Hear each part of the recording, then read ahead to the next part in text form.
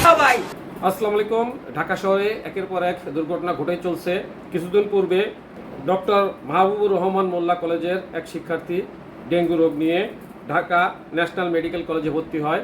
ভর্তি হওয়ার পর সেই স্টুডেন্টটা মৃত্যুবরণ করার এক পর্যায়ে মাহবুবুর রহমান মেডিকেল কলেজের শিক্ষার্থীরা একটা মানববন্ধন করে।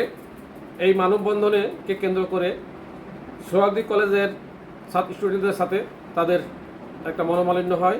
মনোমালিন্যের এক পর্যায়ে গতকাল মাহবুবুর রহমান মোল্লা কলেজের শিক্ষার্থীরা গিয়ে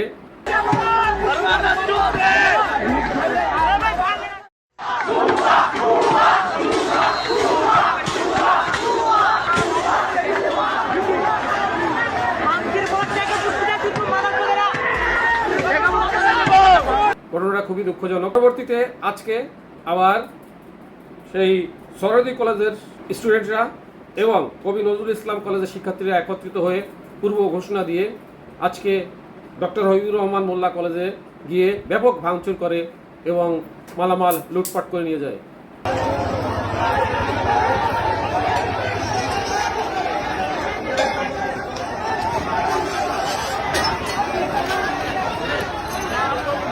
ঘটনাটা খুবই দুঃখজনক।